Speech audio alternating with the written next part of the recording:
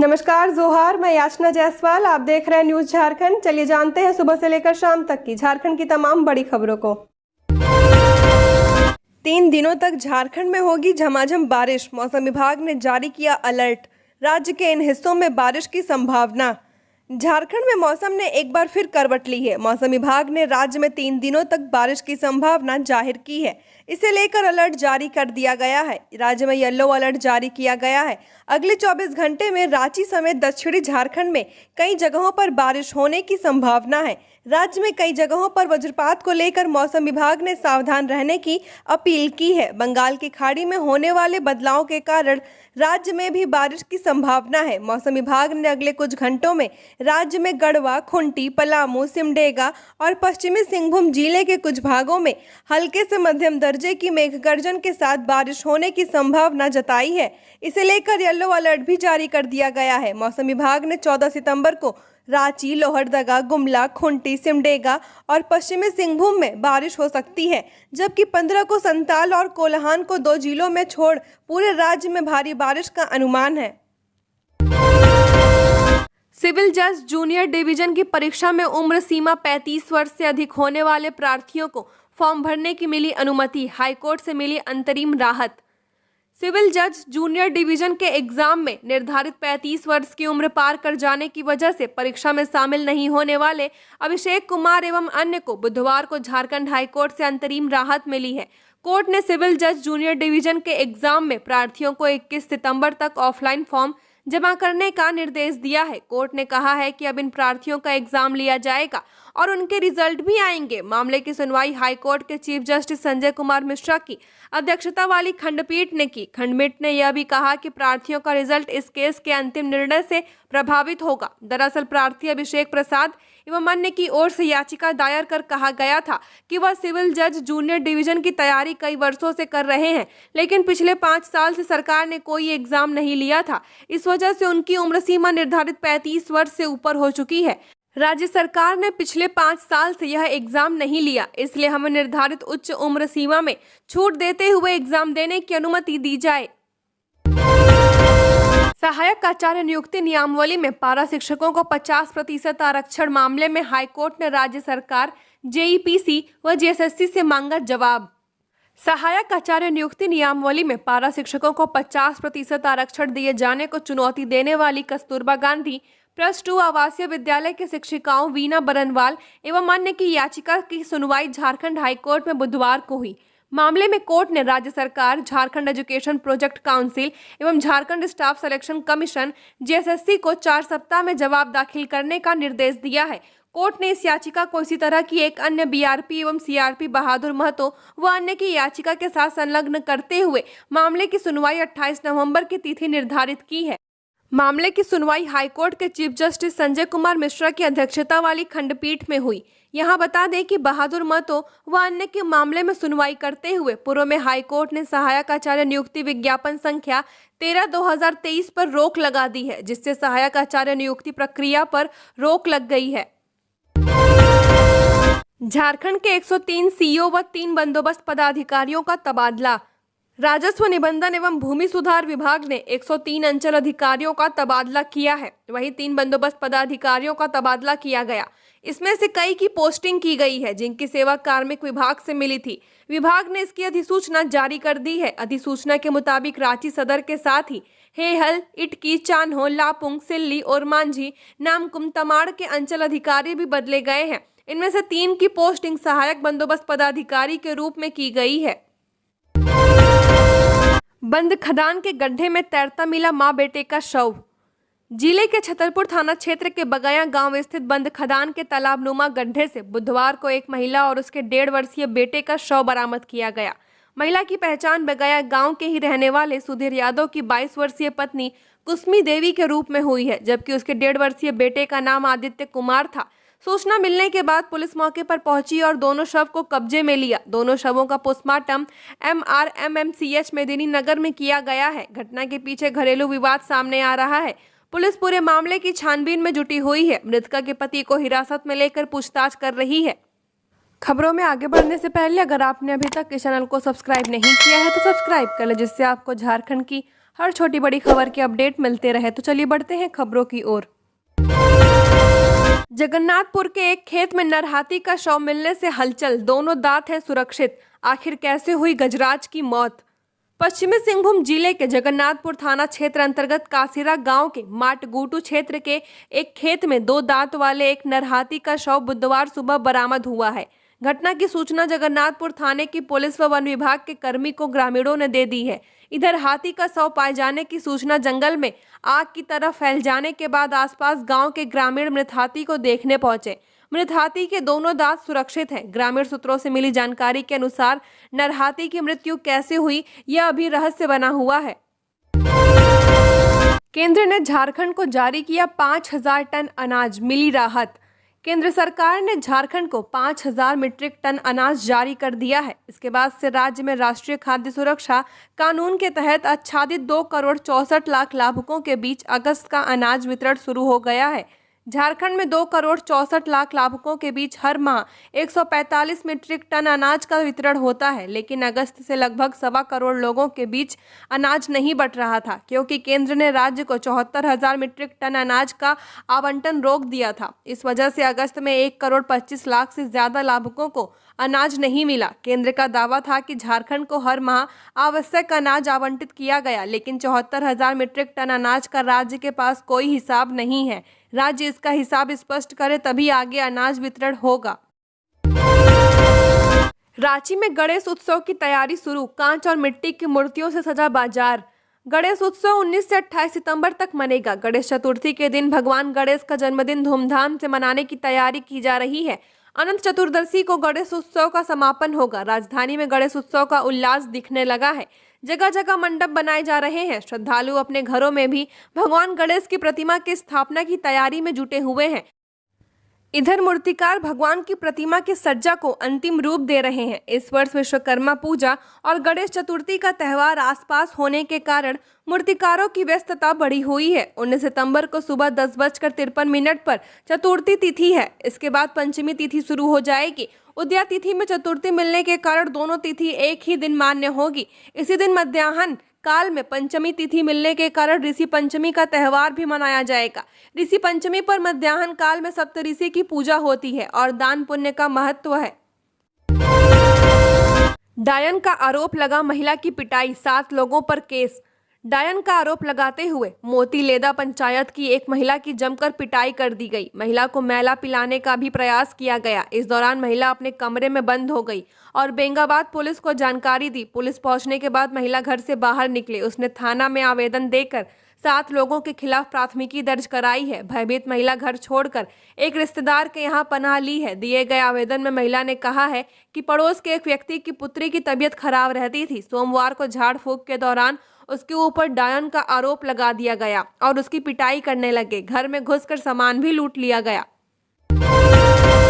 बुंडू के तमाड़ में जंगल से भटक कर आए हिरण को ग्रामीणों ने पकड़ा। बुंडू अनुमंडल के तमाड़ वन क्षेत्र के दुलमी गांव के समीप एक हिरण को ग्रामीणों ने पकड़ा है। बताया जाता है कि गांव के समीप कोरेंटो जंगल से यह हिरण गांव की ओर अपनी जान बचाने के लिए भाग आया है। ग्रामीणों का कहना है कि बीते 1 माह से हाथियों का झुंड इस जंगल में अपना कब्जा जमाया बैठा है। हालांकि इस मामले की जानकारी होने पर तमाड़ वन विभाग वनपाल सहित स्थानीय पुलिस के सहयोग से हिरण का रेस्क्यू कर लिया गया है, जिसे तमाड़ के घने जंगलों में छोड़ दिया जाएगा। गर्भ में पल रहे जीवित बच्चे को मृत बताकर 7,000 की ठगी, वॉश कराने के नाम पर जीएनएम में ऐंठे पैसे।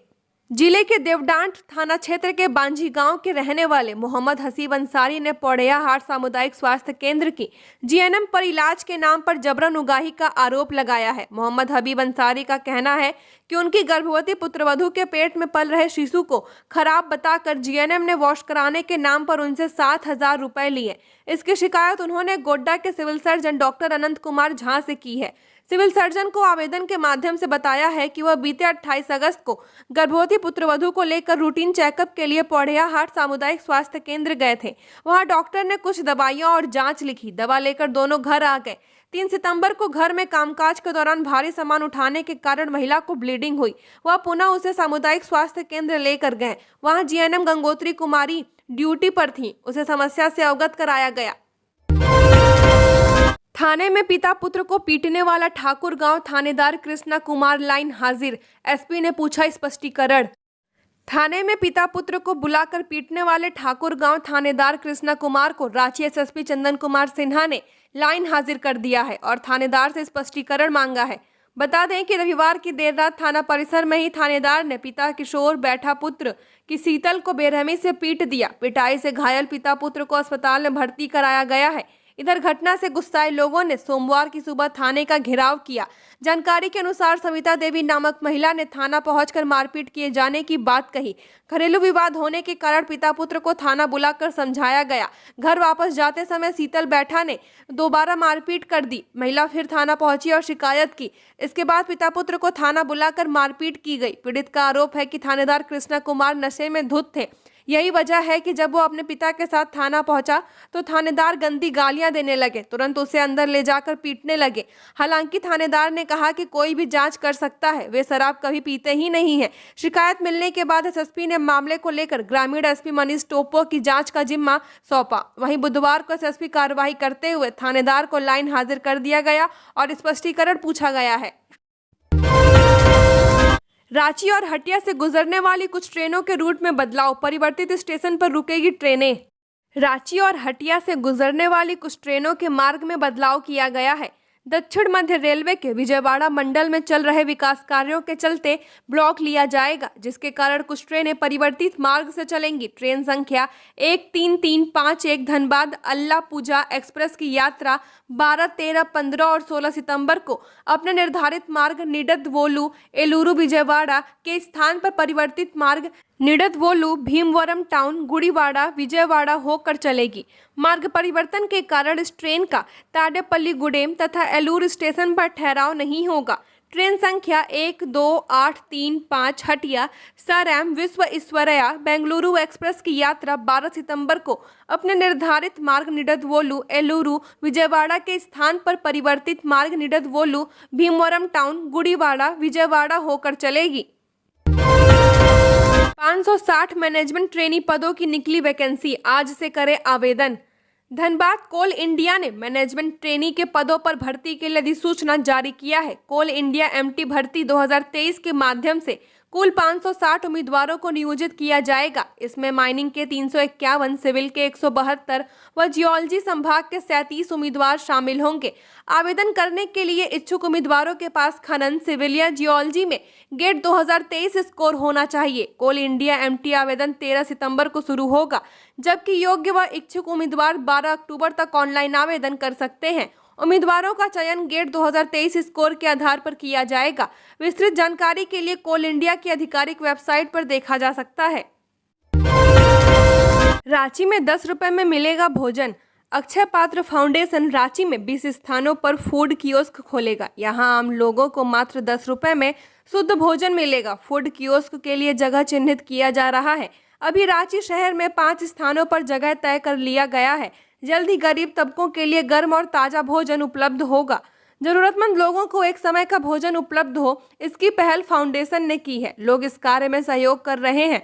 यह जानकारी अक्षय पात्र फाउंडेशन के क्षेत्रीय निर्देशक स्वामी व्योमपदा दासा ने मंगलवार को आईएमए भवन में आयोजित प्रेस वार्ता में दी है। डेंगू व फ्लू का डबल अटैक, अस्पतालों में बढ़े मरीज। राजधानी में इन दिनों फ्लू और डेंगू के मरीजों की तादाद बढ़ गई है। लगभग सभी सरकारी व निजी अस्पतालों में डेंगू व फ्लू के मरीज भर्ती हो रहे हैं। अस्पताल पहुंचने वालों में ज्यादातर फीवर, गले में इन्फेक्शन व डेंगू के मरीज शामिल हैं।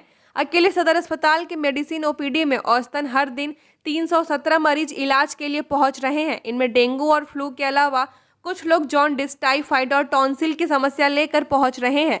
फ्लू के मरीजों की संख्या ओपीडी में ज्यादा देखी जा रही है। डॉक्टरों का कहना है कि ज्यादातर फ्लू के मरीज ओपीडी के इलाज से ही ठीक हो रहे हैं। वहीं डेंगू के कुछ मरीजों को प्लेटलेट्स गिरने की स्थिति में भर्ती करना पड़ रहा है। डेंगू और चिकनगुनिया के चलते डिमांड के मुताबिक प्लेटलेट्स नहीं मिल रहे हैं। डॉक्टर लोगों से सावधानी बरतने की अपील कर रही है। मच्छरों से बचने के लिए मच्छरदानी व फ्लू से बचने के लिए मास्क लगाने की अपील कर रहे हैं।